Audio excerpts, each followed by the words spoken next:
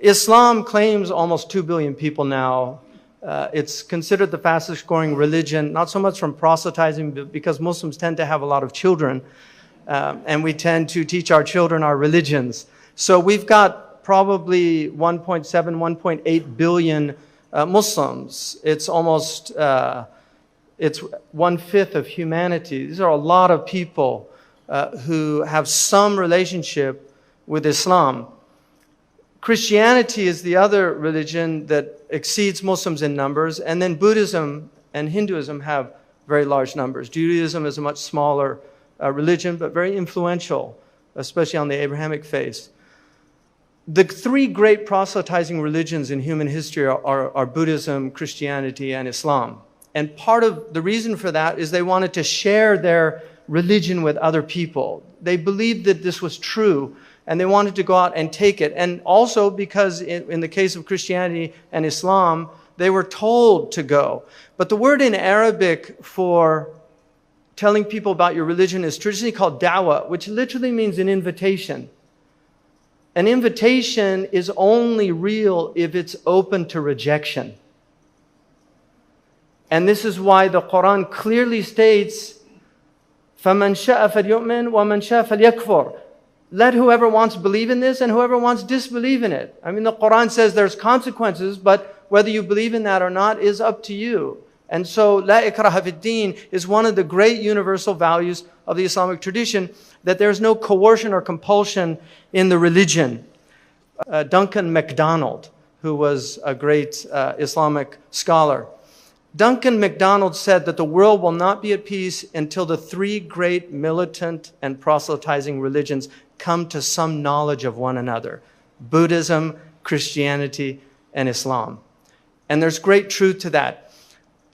Interfaith now is a security issue for states.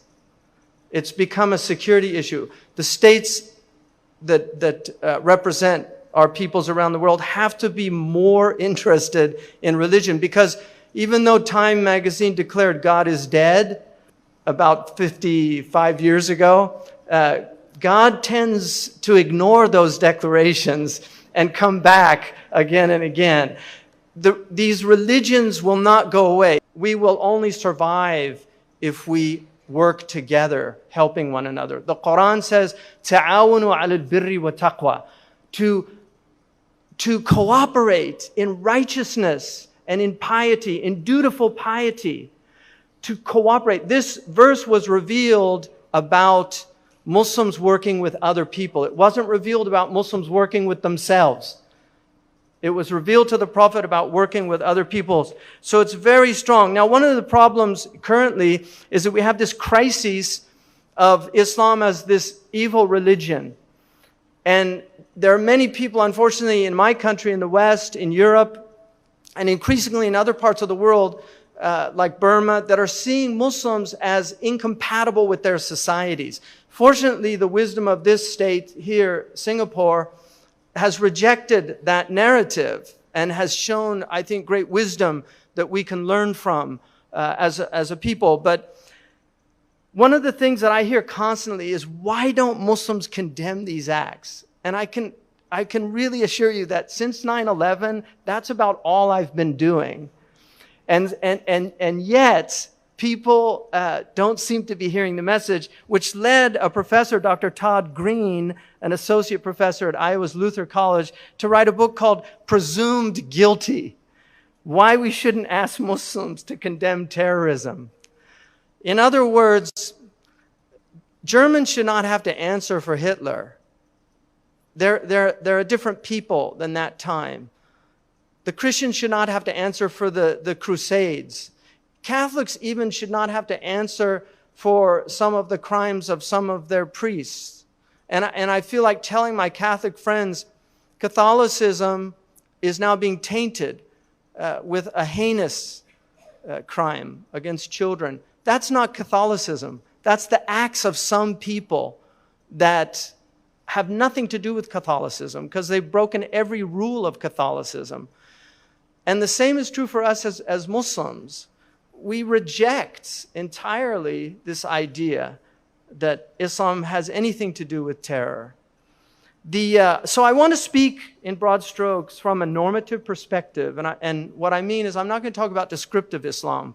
I want to talk about Islam from a normative tradition that I'm a student of. My Sheikh Abdullah bin Bayya is a master of. He spent his life probably starting at about the age of 6 or 7 and now in his 80s of really completely committed to that tradition. So I want to look first at what is the central teaching of the Quran? And if we reduced it to a central teaching, one of the great scholars of Islam, Fakhruddin al-Razi, said all of Islam could be reduced to 2 words: devotion to the Creator and service to His creation. This is very similar to Rabbi Hillel, one of the great Jewish rabbis from 2,000 years ago, who said that all of the Torah is, love God, serve God, and serve the neighbor, take care of the neighbor. And everything else is commentary. That this is at the essence of our teachings, but often because of the nature of our teachings, there are problems. So I want to look at just what that means, the oneness of God, and then look at what is the essential message that human beings should take from that. And then something about tribulation and the nature of tribulation, and then something about Sharia, and then some of these values. If you investigate the Quran, what you'll find is the central teaching of the Quran is what some scholars outside of Islam have called radical monotheism. The idea that God is radically one. Obviously, Muslims differ with Christianity in that Christians believe in one God, but they have a triune conception of that God. And Judaism obviously believes in one God. So these 3 Abrahamic faiths share the idea of one God with some different conceptions of how that manifests. But the Arabic word for that is tawheed, which linguistically means to make one. So the person who does this is called muwahhid, the one who makes one. In other words, making God one. And one of in logic studies 3 aspects of our intellects. The first aspect is what they call simple apprehension. And then the second is about judgment. And the third is about reasoning, how you get from something you don't know from things you know.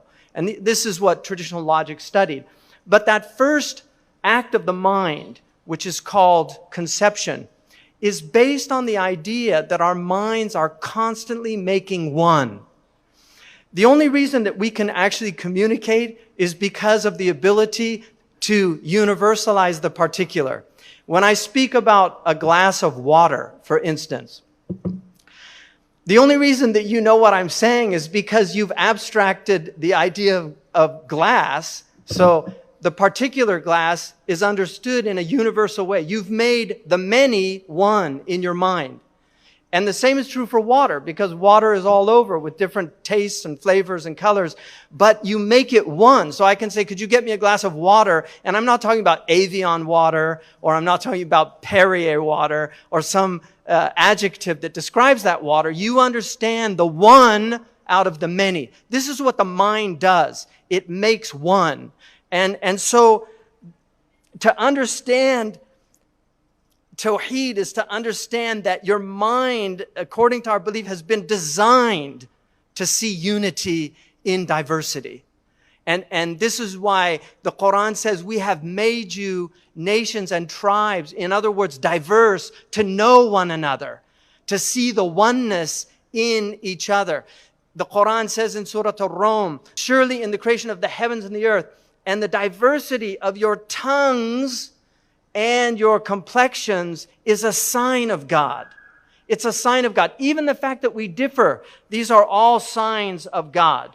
And so this human ability to make one not only enables language, but also reveals the very purpose of our existence. The devotional making of one in our understanding. The very one who unveils oneness in this diverse world of multiplicity through the manifestation of divine acts and attributes, the signs of which disclose the sole source behind them for those who reflect. The Quran says, "Huwa al-awwalu wal-akhiru wal-zahiru wal-batin." God is the first without beginning, the last without end, outwardly manifest and inwardly hidden. Outwardly manifest in the diversity of the attributes that manifest in the world, but inwardly hidden in the essence of his oneness. The Quran also makes an argument that this is a fitrah belief, the idea that there's a creator behind this. And this is called the law of causation. One of the things Fakhruddin al-Razi says, that if you take a child, and I actually did this with my kids, experimented on this. He said, if you take a child and you hide, a child even at 2 years of age, and you throw a pebble from a hidden place, the child will crawl to see the source of it or turn his head to look where it came from. The child does not just assume that it popped into existence, because the law of causation is fundamentally embedded in the human being. And so when Pharaoh in the Quran says, قَالَ فِرْعَوْنُ مَا رَبُّ الْعَالَمِينَ, what is the Lord of the worlds? Moses says, you know very well that only the Lord of the world, the heavens and the earth, could have given me these miracles. So in essence, it was saying these are clear proofs of who it is. And so this is the idea. Muslims really believe that it is a fitrah belief. It's part of the principial nature of the human to believe in God. And so at the essence of the Islamic teaching is the idea, فَعْلَمْ أَنَّهُ لَا إِلَهَ إِلَّا اللَّهِ. Know that there's nothing worthy of worship except ultimate reality, which is worthy of worship. Now, Hinduism believes in this. A lot of Muslims think Hinduism is a polytheistic faith. Hinduism is a complex faith, but they have an understanding of ultimate reality, which is the nirguna reality of God, without any attribute. And certainly Judaism and Christianity and Islam. Buddhism has a belief in an ultimate reality and also has an object of devotion. So they do have devotional, even though the Buddha did not articulate it in the Abrahamic articulation. So I will just say one thing, that to understand God, the most important verse in the Quran is 42:11, لَيْسَ كَمِثْلِهِ شَيْءٌ وَهُوَ السَّمِيعُ الْبَصِيرُ, that there is nothing like God. And yet, God is all hearing, all seeing. And so the Muslims, like the Catholics, believe in what's called the via negativa, understanding God through what God is not. And so our theologians say anything that occurs to your mind is not God. And so we don't accept any conception of God, not a male, a female, not androgynous, no conception of God. God is beyond our comprehension. And the Quran literally says that you can never comprehend God, but God comprehends you. And so that's very important. The second aspect, and I took this from Muhammad Amin al-Shinqiti, who said that one of the most important messages in the Quran is the idea that God is watching us. And one of the interesting things about modern society is now that we have this surveillance state. It's very interesting because we're not surveilling ourselves. If human beings actually surveilled themselves, we would have no need for states to be watching what we're doing, right? They wouldn't have that fear if we were actually living in accordance with virtuous life. And so the state then uses this as an excuse to extend power. But the important thing is, and in our tradition, is that we should be watching ourselves. And this comes from the idea that God has the ultimate surveillance state. So we actually believe that everything that we're doing is being recorded, not by the NSA in the United States, by the angels.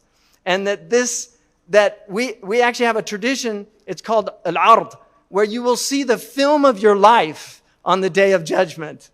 And so you have to watch. But just to give you some help on this, you can buy an app called Sony Pro Cut. So when you make a film, you can actually edit out parts. That's called repentance.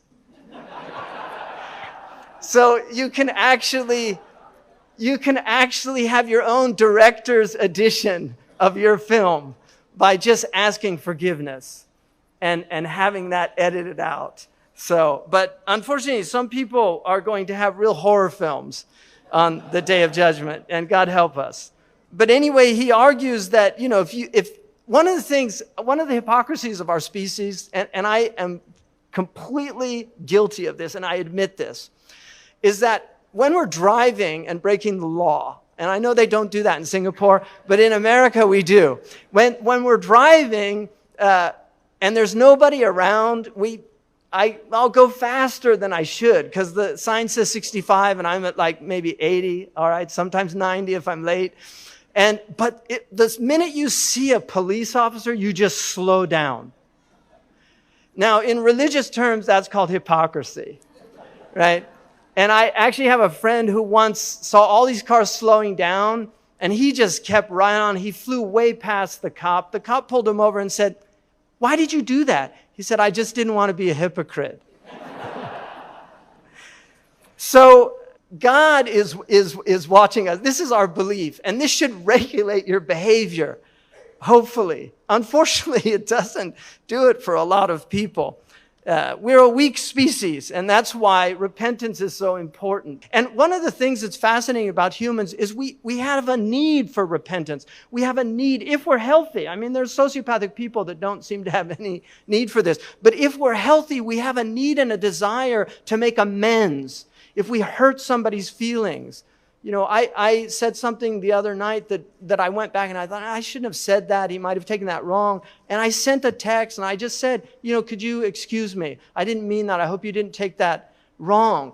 It was because I didn't want to hurt that person or make him think that I was belittling him in any way. And so this is something that human beings have and should be cultivated in our children as young people. I mean, once my oldest son once came to me. He was probably about 10 years old, and he was crying. And I said, "What is it?" And he said, "I did something really bad." I said, "What?" He said, "I went on the computer without your permission," because we had a rule in the house. And I didn't scold him. What I said was, that feeling that you have, never let go of that. Never lose that feeling, because that's your conscience speaking to you. When you do something right, your conscience will tell you that that's wrong or right. And so follow that, because our Prophet said that sinfulness is what troubles the heart. It troubles the heart. And so that's a very important aspect of life on earth. So this idea of understanding that God is there is called ihsan. The Prophet ﷺ said, it's to worship God as if you see God, and if you don't, you know at least that God sees you. And that's at the essence of our tradition of really understanding. Now, the second, I want to talk about another aspect of Islam. One of the universal truths that Islam teaches is a truth that Buddhists also have. The idea that the world is tribulation. This is a difficult place. It's amazing that we're as sane as we are, given the real hardships of life on earth. Could you imagine being in a place right now like Syria or Libya or these places? These are great tribulations that fall on people. And may your country be protected from any of these tribulations, from civil strife and all these things. But they do happen. We also have personal problems, illnesses. One of the things that the Quran says is that God created the heavens and the earth لِيَبْلُوَكُمْ أَيُّكُمْ أَحْسَنُ عَمَلًا. He created you to try you. The tribulation is part of the purpose of life on earth. That suffering is part of life on earth. Mental anguish, all of these things. Why? According to our tradition, because this is where we grow from. We grow through struggle. We grow through resistance. If you want to build muscles, you have to have resistance. If you want to build your soul, you have to have resistance. The body needs resistance. In fact, if you're in gravity where you're weightless, you will lose all your tone eventually because there's no resistance. If you're weightless spiritually, if there's no resistance, your soul will atrophy. And so this is really an important aspect. The Quran, again, الَّذِي خَلَقَ الْمَوْتَ وَالْحَيَاةَ لِيَبْلُوَكُمْ أَيُّكُمْ أَحْسَنُ عَمَلًا. He created death and life to test you, to see which of you is the most beautiful in behavior and action. One of the most important verses in the Quran, I think, is the Quran says, وَلَنَبْلُوَنَّكُمْ بِشَيْءٍ مِّنَ الْخَوْفِ وَالْجُوعِ. We will try you or test you with something of fear and hunger and loss of wealth and property and loss of life and loss of fruits. وَبَشِّرَ الصَّابِرِينَ. So give good tidings, glad tidings to people who bear those burdens. And this is it's a stoic view of life. But one of the things that's happening in my country is everybody has become so hypersensitive. And this life is difficult. It's very hard. If you look at some of the greatest people in our contemporary history, people like Muhammad Ali or Nelson Mandela, these are people that went through great tribulations in their lives. And what makes them great is that stoicism in the face of that tribulation. That Nelson Mandela could come out of prison after being unjustly imprisoned for all of those years and have no feelings of vengeance against the people that did that to them, without not even coming from a religious perspective, coming from some deep humanistic understanding of life on earth. That is something that we marvel at, but it's something we should admire also and attempt to emulate. And so this is very important. Now, the reason that the Quran talks about bala and fitna, and these are words that are mentioned over 80 times in the Quran, tribulation and trial. They're mentioned over 80 times, لِكَيْ لَا تَأْسَوْا عَلَى مَا فَاتَكُمْ وَلَا تَفْرَحُوا بِمَا أَتَاكُمْ, so that you do not grieve over what you don't get, and you don't become overjoyed with pride about your prosperity. One of the interesting things, I have a Chinese doctor who actually taught me Qigong. And so my Chinese doctor told me that in Chinese medicine, extreme grief and extreme joy are extremely dangerous for the heart. That people can actually die from overjoy, like too much joy. And this is what the Quran is saying. Don't get too overjoyed about what you have, and don't grieve. Just find that middle space and recognize that the grief can be removed in an instant and that joy can be lost in a moment.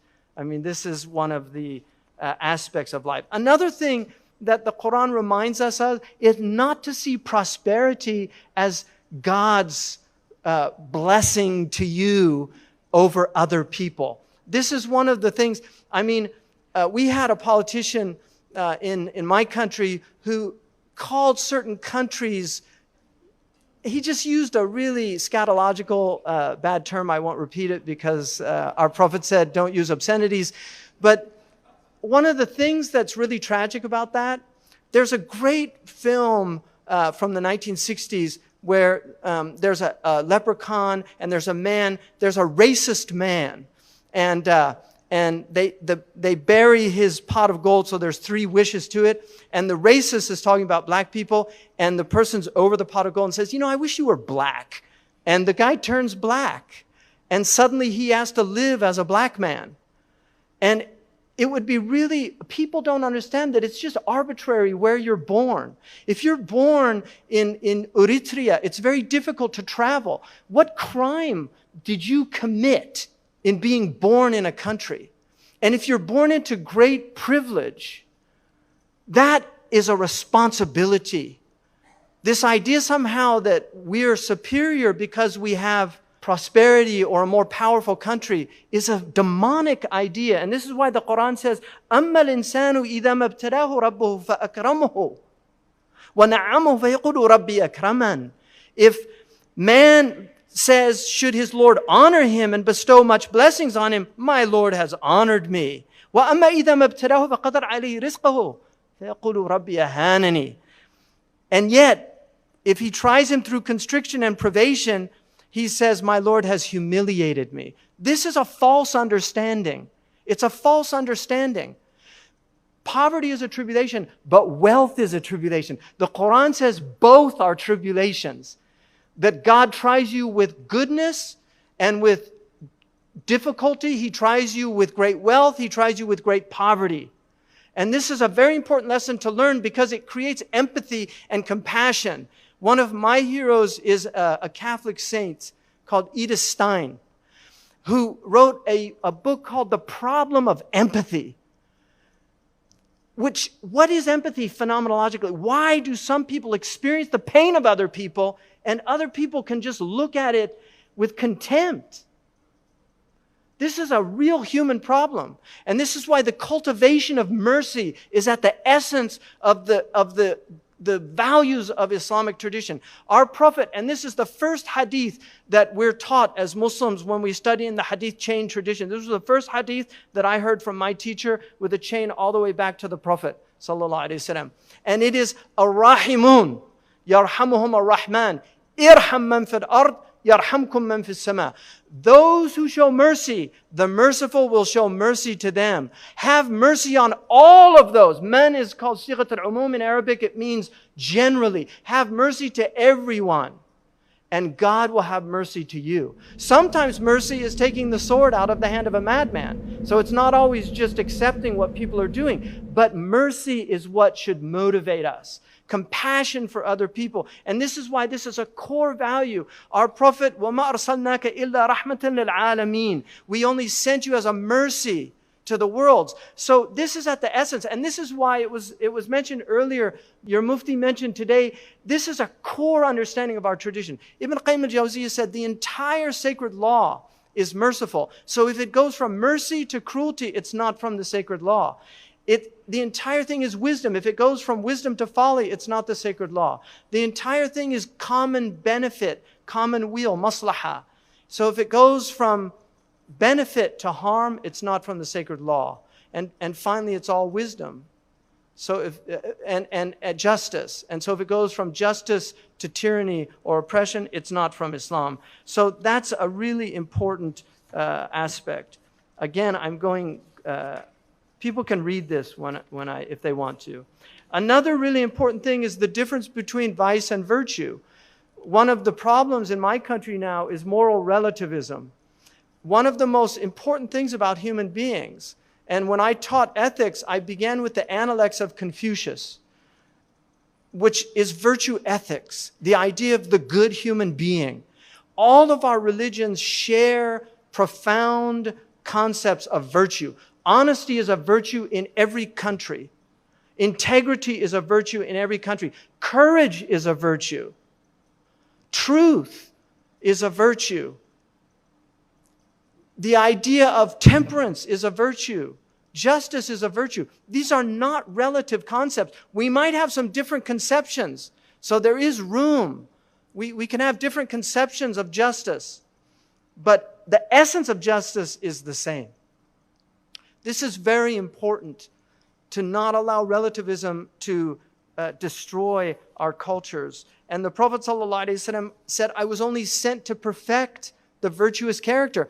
In other words, virtue was embodied in pre-Islamic Arab tradition. They had many beautiful qualities.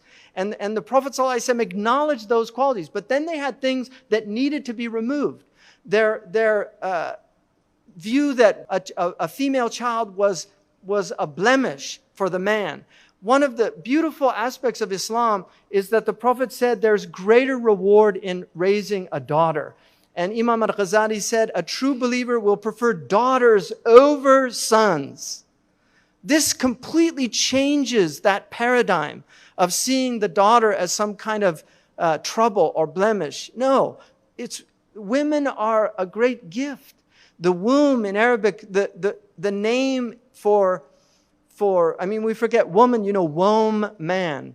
This is the secrets of kinship bonds, comes from the womb. And this is why in Arabic, kinship bonds are called silat al-rahim, the bonds of the womb that tie us together. And this is one of the secrets. And the Prophet said, from this world, I was made to love women. And that is not in any way a sexual or lustful statement. He loved the brittleness of women. He loved the fact that they cried easier than men. This is not something to be ashamed of or to be a blemish. This is something that he saw as a virtue, that there was more brittleness in that nature. And one of our great Andalusian scholars said that of all the manifestations of God in the earth, the greatest is in the woman because of mercy. because this is at the essence of God's nature. And this is why the Hadith Qudsi says that I have derived the womb, Rahim, from my name, Ar-Rahman, the merciful. So the very name for what a woman has at the center of her being is the name, it's derived from the name of God, the merciful. This is something I think very extraordinary about our tradition. And the fact that we don't qualify it. And then, so I'm going to just do a few concluding points about just the Sharia. The Sharia is grossly misunderstood. The vast majority of Sharia, I have a book, several volumes of the Sharia. The section that deals with governance is the smallest section in the entire book. And yet this is the section that everybody sees as the Sharia. The biggest sections in Islamic Sharia, sacred law, is prayer and purification. And then the next biggest section is the laws of marriage, because of all the problems that happen there, right? But if you follow those rules, your marriages will tend to be sound. And believe it or not, the vast majority of the rules actually privilege the woman over the man. And I'll just give you one example. Only recently, economists have thought about the GDP in relation to non-remunerated services in houses. Like all these women that traditionally have been in houses doing all this work. From the very beginning of Islam, that was understood as work. And this is why in my school, the Maliki school, a woman can charge her husband for laundry or cooking or any of these things. I'm not making this up. If she does it, it's de gratis, so you're lucky if you have a lady that's willing to do that. So now in America, we tend to try to share these. Although in the United States, one of the major reasons for divorce is disputes over domestic chores, right? Because we have women working, and also the husband often expects them to do the traditional things that women have done. So there's two things that I want to say. One, the penal code of Islam. This is sole prerogative of a state. And they can apply them or not apply them based on their judgment, whether the context is applicable or not. So that's very, very important. And so one of the most important things then is the idea of jihad. Sheikh Abdullah bin Bayyah says that in the early period of Islam, there was a debate about whether there was a preemptive type of jihad, an offensive jihad. He said, in the modern context, anybody that does not see the resolution of this debate and the prohibition of any type of offensive jihad is insane. And he also argues that jihad, in essence, in modern parlance, would simply be termed national defense. Just in terms of the military understanding of jihad, because there are also non-military understandings. But that is the sole prerogative of a state. Individual actors cannot do that. It's absolutely prohibited. And so these terrorist organizations that make these claims are making false claims. So a really important aspect, and this is something, is blasphemy laws. The Quran is very clear, La ikraha fid din. There's no coercion in religion. We're living in a time, in pre-modern world, most of our religions had blasphemy laws. Christianity certainly did. That last person executed in England was in the late 18th century. The modern world, the purpose of blasphemy laws was to protect religion. In our current environment, implementing blasphemy laws has the opposite effect. It alienates people from religion. So you lose the spirit of the law itself if you don't understand the context of what you're living. So that's very important. And the Quran, Tahir ibn Ashur says that we should see that verse as there's no coercion in the religion, as abrogating any other verses that would indicate otherwise, because it was a very late verse. Another thing that Quran prohibits, and this is very important for the Muslims here, the Quran prohibits making fun, mocking, or attacking, or cursing, or denigrating the beliefs of other people, even people that worship idols. The Quran is very clear in 6108, وَلَا تَسُبُّوا الَّذِينَ يَدْعُونَ مِن دُونِ اللَّهِ. Do not curse the idols that they're calling on beside God. فَيَسُبُّ اللَّهَ عَدْوًا بِغَيْرِ عِلْمٍ. So this is really important, that the Prophet ﷺ did not attack other people's faith. And his religion is a religion that acknowledges the right of other people to follow what they believe. In terms of social engagement, the Quran makes it very clear, by an act of mercy from God, you were gentle in your dealings with other people. And had you been harsh and hard-hearted, they would have fled from you. And so kindness is one of the most important values of our religion. It's just the act of kindness, of treating other people with kindness. And the loss of that is something terrible in a society when people begin to act puffed up. The Quran also commands us to obey the states we live in, irrespective of whether they're Muslim states or states that are secular or follow other traditions. The Quran says, يَا أَيُّهَا الَّذِينَ آمَنُوا أَطِيعُوا اللَّهَ وَأَطِيعُوا الرَّسُولَ وَأُولِي الْأَمْرِ مِنْكُمْ. It clearly states, follow God, follow the Prophet, and then those who are put over you. It doesn't designate them as Muslim or non-Muslim. And the traditional understanding might have been that that means the Muslim ruler. But by consensus of our scholars, if you go into a state and you have to obey the laws, and this is something, the Mufti, all of us, this is what we learned. So you cannot go into a state and break the laws of the state. It's extremely important. Taking care of family, this is another one of the universals of Islam, taking care of families. Also, one of the most important things in Islam is how do we engage with other people in terms of who actually aggress upon us. If you're a government, you can behave in a certain way because coercive power is the sole prerogative of a government. So they can use, what do you do as an individual? According to the Quran, you can defend yourself if somebody's trying to kill you. But the Quran actually tells you constantly to turn the other cheek. This is a teaching that the Christians know very well. If the Quran says, if somebody wrongs you, repay him with a good deed, with a right, and you will find that he'll become like a close friend. Not everybody, but most people will respond that way. And so this is very important. The Quran also says, avoid suspicion.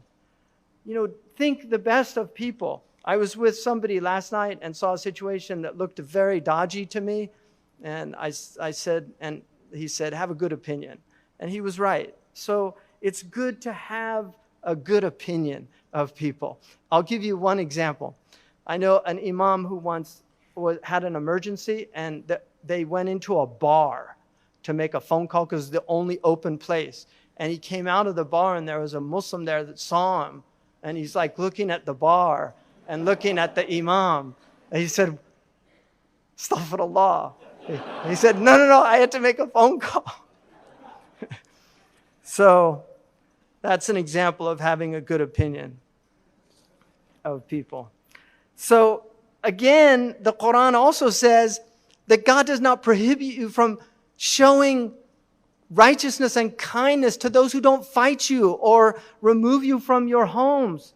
If people aren't opposing you or fighting you, treat them with dignity. Treat them with respect. The Quran says, خُذُ الْعَفْوَ وَأْمُرْ بِالْعُرْفِ وَأَعْرِضْ عَنِ الْجَاهِلِينَ. Be tolerant and command to what is right and pay no attention to foolish people. The Quran says, if ignorant people say something to you, respond saying peace. Just say peace. There's ignorant people out there. One of the things that I was once listening to a preacher in the United States, and he said he was driving down the road and somebody cut him off. And he started getting really angry. And his wife said to him, don't let that man steal your mental state from you. Just find that equilibrium. This is called being in the hub, right? This is called being in the hub. The eye of the hurricane is a good place to be in a hurricane, right? And the world is a hurricane, but there is an eye. in the hurricane of the world, and that's your spiritual centering. You don't have control over your circumstances, but with exercise and practice, you can have control over how you respond to those circumstances. And this is one of the important lessons of Islam. Idfa' billati hiya ahsanu sayyi'ah, nahnu a'lamu bima yasifun. Repel evil with good, the Quran says. We are well aware of what they are doing. In other words, let God sort these things out. The last point that I'm going to make. This is an idea that has been introduced recently in the last 100 years or so. This idea that you have to have absolute loyalty to Islam politically, and you have to disavow any loyalty to non-Muslim political entities. According to Ahmad ibn Hanbal, this is an innovation. And he said, beware of people that call to that. The allegiance in Islam is a spiritual religious allegiance. And Sheikh Abdullah bin Bay has written extensively on this in more than one book, that this idea that you cannot be a faithful citizen in Singapore to the Singaporean state as a Muslim is completely false. That Islam actually not only encourages you, but it obliges you to respect the laws and obey the laws in the state. And this is not modernism. This is the traditional understanding of our religion. And so, in conclusion, human interests by which we achieve order in this world, according to our Usuli scholars of jurisprudence, and Sheikh Abdullah bin Bay is one of the greatest living ones. The first is warding off harm. And this is why in an Aristotelian understanding, we were given what's called the irascible soul. This idea of indignation and getting angry, it's to protect from harm. And it's a good thing if it's regulated by reason. So warding off detriments, which is known by legal theorists as necessities. The upshot of this is warding off harm from these 6 universals, the preservation of religion, of life, of intellect, of family, of property, and of honor, of human dignity. These are the great values of our religious tradition. And securing benefit, which is known to legal theorists as needs. Some of its subsidiaries are things like trade, leases, general benefits exchanged between individuals. And finally, adorning oneself with noble character traits. This is very important, accruing virtue. And this is something, the Asian traditions are very profound traditions in doing this. Things like filial piety, things like honesty in business transactions. If you go to the cemetery of the family of Confucius, there are tens of thousands of people in this amazing centuries of one righteous man who lived a righteous life, and his words live on. And just to honor him, I'll repeat one analect. Confucius, or Confuyi, said, when everybody says this is good, that is bad. And there's a great wisdom in that. You always want dissenting voices because they often see things that you're missing. God created us as triune beings with reason, will, and appetite. We are knowers, doers, and makers. Our knowledge occurs within the immaterial reality of the intellect, our ability to abstract. And the highest abstraction involves deriving the reality of an infinite, all-knowing source for this creation, who is one in essence, acts, and attributes. Hence, the purpose of reason is to know the truth. And then we're given our will to do the good, to ward off harm, to accrue benefits.